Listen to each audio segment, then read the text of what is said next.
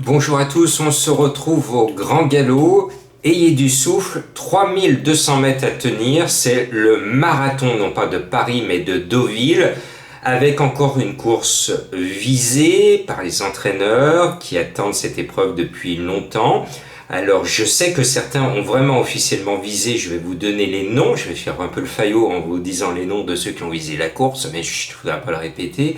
Et puis une méthode, il faut quand même surveiller les chevaux qui ont démontré assez récemment qu'ils tenaient la distance, parce qu'il y a certains favoris que je n'ai pas mis, qui n'ont pas vu cette longue distance depuis un petit moment et qui risquent de manquer de souffle sur la fin, parce que quand on est habitué à du 2004, du 2006 et que tout d'un coup on se retrouve sur 3002, ce n'est pas la même chanson. Voilà, donc ceux qui aiment la musique longue et classique, c'est le 3, le 4, avec le 6, le 7, le 8, le 9, et puis vous rajoutez le 12 et le 16, voilà, les chevaux qui ont démontré récemment qu'ils le tenaient, ces parcours de longue haleine.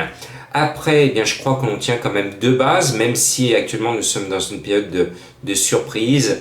Vasi Saki a visé la course troisième l'année dernière, elle est entraînée à Deauville, l'entraîneur a tout fait pour l'amener à 200% de sa condition, le cheval est vraiment au top du top, le poids est agréable, tous les feux sont au vert. Et puis Karstad est quand même la révélation des quintés cette année, avec notamment un Vestor que je ne vais pas mettre. Ce 4, moi je l'aime bien.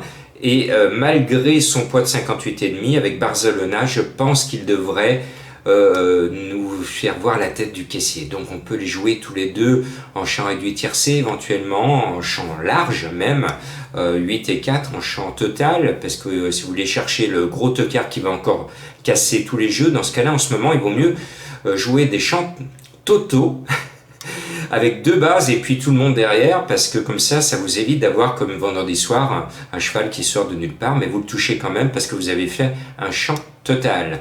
Et bien ensuite, moi en troisième je mets Coulons, le numéro 7 qui a démontré sa performance par deux fois à la niveau, et surtout ces deux Mureaux, vous le savez actuellement deux Mureaux je le suis avec beaucoup de fidélité parce que je sais que le jockey veut gagner le défi des jockeys de galop dans les quintés. Il est actuellement second, il faut qu'il remonte au classement derrière Boudot.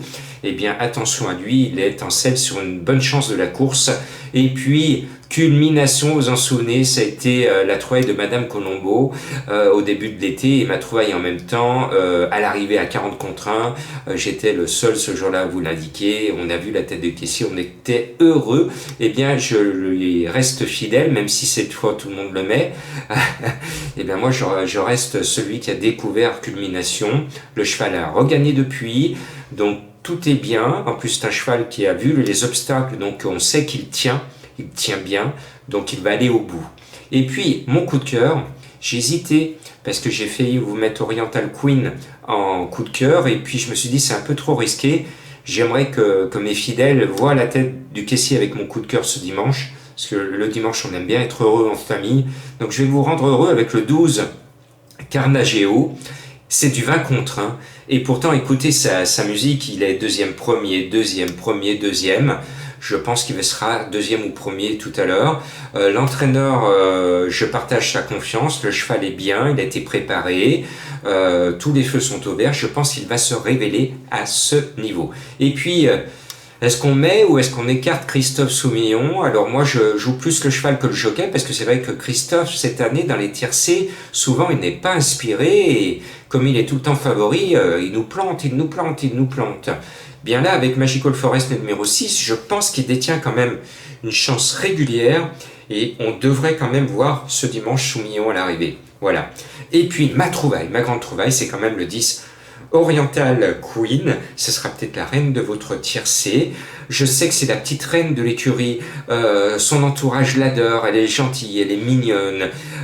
Tout le monde la bichonne dans son écurie et tout le monde a envie qu'elle fasse une belle performance ce dimanche. Et moi aussi. Alors il faut qu'elle démontre qu'elle peut briller dans cette catégorie. La dernière fois, elle s'est ratée. Après 2 victoires, elle a été très très malheureuse dans le dos de Luminosa qui ce jour-là gagnait, mais elle retrouve son adversaire avec un avantage au poids, donc attention à elle. Et je termine avec le 14 Luminosa que vous pouvez suivre avec Alexis Badel. Soyez prudents dans vos jeux.